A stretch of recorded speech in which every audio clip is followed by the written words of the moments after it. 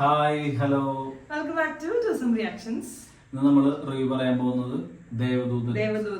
ദേവദൂതൻ സിനിമയ്ക്കൊക്കെ നമ്മൾ റിവ്യൂ പറയും നമ്മൾ ചിന്തിച്ചിട്ട് പോലും ഇല്ലല്ലേ. 24 വർഷം മുൻപിറങ്ങിയ സിനിമയാണ്. അതിനും 18 വർഷം ആണോ?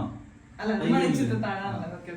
24 വർഷം മുൻപിറങ്ങിയ സിനിമയാണ്. അതിലും 18 വർഷം മുൻപേ രഘുനാഥ് പാലേരും സിബി മലയിലും കൂടിയിട്ട് എഴുതി തുടങ്ങിയ സ്ക്രിപ്റ്റ് ആണ്. അതിന്റെ വെർഷൻസ് മാറി മാറി അവസാനം സിനിമയായപ്പോ 2000 അത് അന്ന് പരാജയപ്പെട്ടു. 24 വർഷത്തിന് ശേഷം വീണ്ടും റിലീസ് ചെയ്തു. മൊത്തത്തിൽ പറഞ്ഞു കഴിഞ്ഞാല് നല്ലൊരു അനുഭവമായിരുന്നു. ആ നൊസ്റ്റാൾജിയയുടെ കുറെ കാര്യങ്ങള് നമുക്ക് സിനിമ കാണുന്നതിൽ ബാധിക്കുന്നുണ്ട്.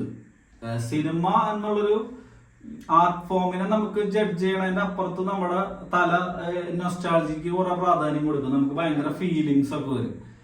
അതൊക്കെ വെച്ച് നോക്കുമ്പോ ഇപ്പൊ എനിക്ക് ഭയങ്കര ഫീൽ ചെയ്തത് മുരളീനെ തിയേറ്ററിൽ കണ്ടത്. എനിക്ക് ഭയങ്കര ഫീലിങ്സ് അടിച്ചു. അതായത് മുരളി ഒരു അസാമാന്യ നടനാണ്. മലയാളത്തിലൊക്കെ വെച്ച് നോക്കുകയാണെന്നുണ്ടെങ്കിൽ ഇപ്പൊ മമ്മൂട്ടി മുരളിയൊക്കെ ആ റേഞ്ചാണ് സത്യത്തില്. അത് പലരും ഒരു നായക നടന്മാരിലേക്ക് പോയപ്പോ ഒരു ചെറിയ ഇതായി പോയി കുറെ ആർട്ടിസ്റ്റുകളിൽ കടന്ന ആൾക്കാരാണ്. ഇപ്പൊ ഈ മുരളിയുടെ കേസ്, പിന്നെ പഴയ മോഹൻലാൽ,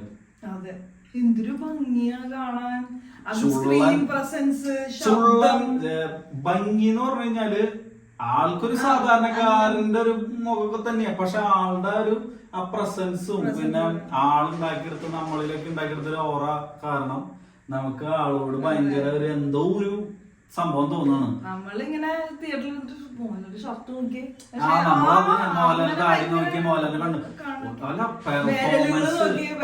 പണ്ടത്തെ മോഹൻലാലിന്റെ പെർഫോമൻസ് നമ്മൾ ടിവിയിലാണ് കണ്ടത്. അത്രയും ക്വാളിറ്റി ഇത് ഇത്രയും 4K നമ്മൾ കാണുമ്പോ ആള് ചില സ്ഥലത്തൊക്കെ ആ ഒരു ഫ്രീനെസ്, പണ്ടത്തെ ഒരു മേക്കിംഗ് സ്റ്റൈൽ ആയതുകൊണ്ട് മോണിറ്ററോ അല്ലെങ്കിൽ അങ്ങനത്തെ പരിപാടികൾ ഇല്ലാത്തതുകൊണ്ട് ചില സ്ഥലത്തൊക്കെ നമുക്ക് കുറച്ച് കല്യാടി ഫീലുകളൊക്കെ ചില സ്ഥലത്തൊക്കെ തോന്നും.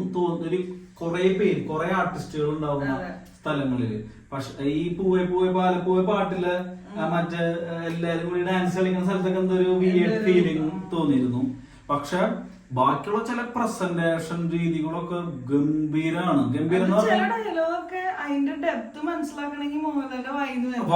അതാണ് മോഹൻലാല്. ഇപ്പൊ എനിക്ക് മനസ്സിലായത് ഒരു ഡ്രാമ സിനിമയിലെ ഡയലോഗുകള് ഇപ്പൊ നമ്മുടെ ജീവിതത്തിൽ പറയില്ല ഒരിക്കലും. ഇപ്പൊ ഒരു എക്സാമ്പിൾ എന്താ പറയാ, കടുകട്ടിയിട്ടുള്ള ഒരു സാഹിത്യം പോലത്തെ നിന്നെ ഞാൻ അന്ന് കണ്ടപ്പോൾ നീ ഒരു മഴയത്ത് കുട നിർത്തി എന്നൊക്കെ പറഞ്ഞിട്ടുള്ള അല്ല ഒരു ഡയലോഗ് ഡെലിവറിയാണ്. പക്ഷെ അത് ഇവര് പറയുമ്പോൾ അത് മോഹൻലാലിന് അറിയാം അതിൽ എവിടെ കോമ ഇടണം, എവിടെ കുത്തിടണം, എവിടെ ഫുൾ സ്റ്റോപ്പ് ചെയ്യണം. ഒരിക്കലും അറിയില്ല. അതാണ് ആ കണ്ണില് ആ റിയലിസ്റ്റിക് അഭിനയം. ഡ്രാമയാണ്. അതായത് ഒരു നാടകത്തിന് കഥയിൽ ഇൻവോൾവ് ആയി പോയി അതിലിരുന്നോണ്ട് നമ്മള് സിനിമ കാണുന്ന പോലെ. പിന്നെ ആ ഒരു പ്രണയം എനിക്ക് ഭയങ്കരമായിട്ട് ഫീൽ ചെയ്തു. അത് പണ്ട് കണ്ടപ്പോ നമുക്ക് ഫീൽ ചെയ്തിരുന്നില്ല. പക്ഷെ ഇപ്പൊ നമുക്കത് ഭയങ്കര ഒരു എന്താ ഒരു മനസ്സിനൊരു ഭാരം. കണ്ടുമുട്ടിയില്ലല്ലോ, അവര് ചേർന്നില്ലല്ലോ എന്നൊക്കെ ആലോചിച്ചപ്പോ എനിക്ക് സെക്കൻഡ് ഹാഫ് കഴിഞ്ഞിട്ട് ഭയങ്കര രസമായിരുന്നു. ആ കഥയിൽ അങ്ങോട്ട് ഇൻവോൾവ് ആയി പോയി. ഈ പാട്ടുകളാണെന്നുണ്ടെങ്കിലും സൗണ്ട് ഒരു രക്ഷയില്ലാത്ത സൗണ്ടാണ്. ആ മിക്സും കാര്യങ്ങളും. പക്ഷെ ചില സ്ഥലത്തൊക്കെ പഴയ സിനിമ ആയതുകൊണ്ട് ചില സ്ഥലങ്ങളിൽ ശബ്ദം ഒരു ഇതില് ഭയങ്കര പതിഞ്ഞിരിക്കണം. അല്ല, അത് അങ്ങനത്തെ സൗണ്ട് ട്രാക്കുകൾക്ക് കുറച്ച് സംഭവമുണ്ട്. പിന്നെ കൂടുതലും എനിക്ക് തോന്നിയത് ഇന്നത്തെ അത്ര SFX അധികം യൂസ് ചെയ്ത് സൗണ്ട് എഫക്ട്സിന് അത്ര പ്രാധാന്യം ഇതില്ലാത്തോണ്ട് ചില സ്ഥലത്ത് ഇപ്പൊ അവര് ആ ഹോളിൽ ഇരുന്നിട്ട് ജയപ്രദയും മോഹൻലാലും കൂടിയിട്ട് ആ കൈ വെട്ടുന്ന സ്ഥലത്തില് ആ മറ്റോന വെട്ടോത്തി എടുത്തിട്ട് മോഹൻലാൽ ചെന്ന് വെട്ടുന്ന ആ സീനിൽ അവർ രണ്ടുപേരും സംസാരിച്ചുകൊണ്ടിരിക്കുന്ന സമയത്ത് അവര് സംസാരിക്കുന്നത് ഭയങ്കര മുഴങ്ങിയിട്ടാ കേൾക്കണം. സാധാരണ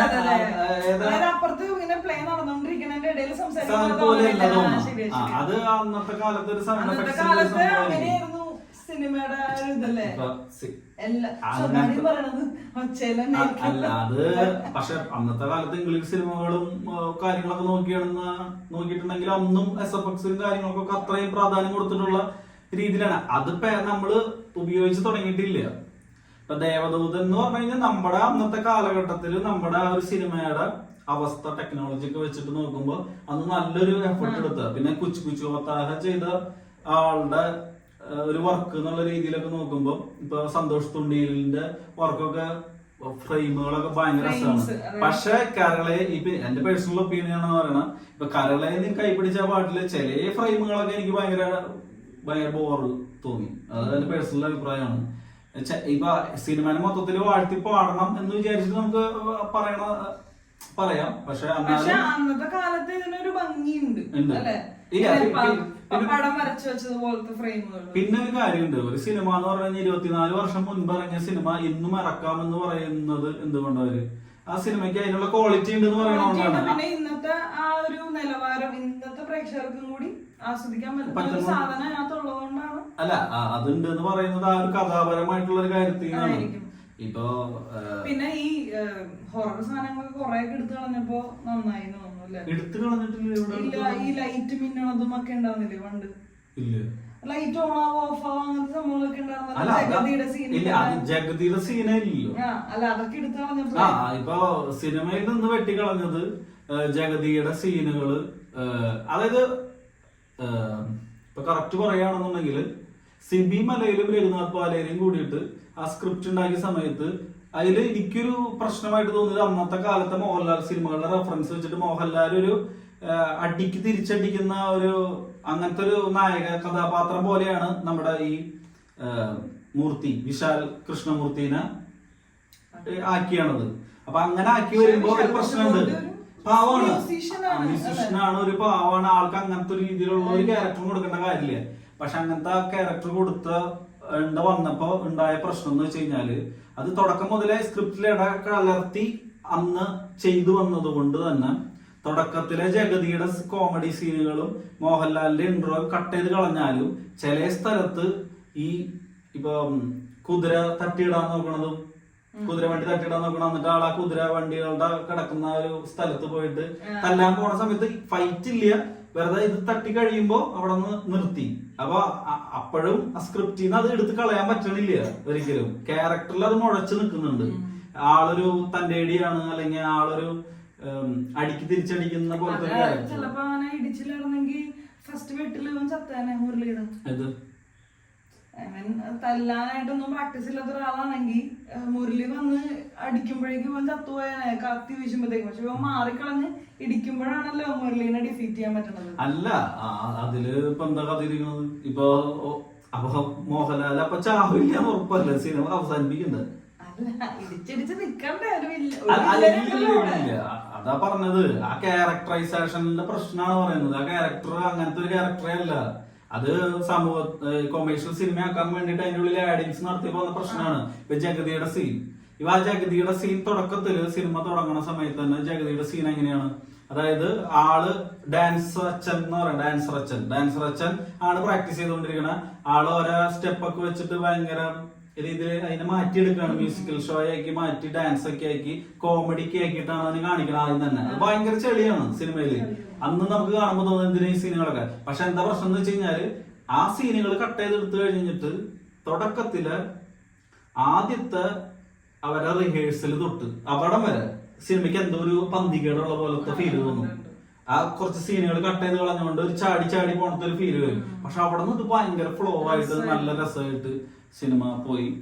അപ്പൊ 4K കാണുമ്പോ ഭയങ്കര ഒരു എക്സ്പീരിയൻസ് ആണ്. പണ്ടത്തെ മോഹൻലാലിനെ ഏറ്റവും വണ്ണം കുറഞ്ഞ മെലിഞ്ഞിരിക്കുന്ന മോഹൻലാലിന് താടി വെച്ച മോഹൻലാലിനെയാണ് ഈ സിനിമയിൽ കാണിക്കുന്നത്. അപ്പൊ മൊത്തത്തില് നല്ലൊരു എക്സ്പീരിയൻസ് ആയിരുന്നു.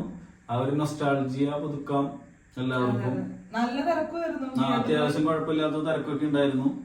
അപ്പം 24 വർഷത്തിന് ശേഷം ആ സിനിമയിൽ നിന്ന് ഒരു സാമ്പത്തിക വിജയം അതിന്റെ പ്രൊഡ്യൂസർക്കും ബാക്കിയുള്ളവർക്കും ഉണ്ടാവട്ടെ എന്ന് പറഞ്ഞുകൊണ്ട് അവസാനിപ്പിക്കുന്നു. അപ്പൊ അടുത്തൊരു റിവ്യൂല് കാണാം.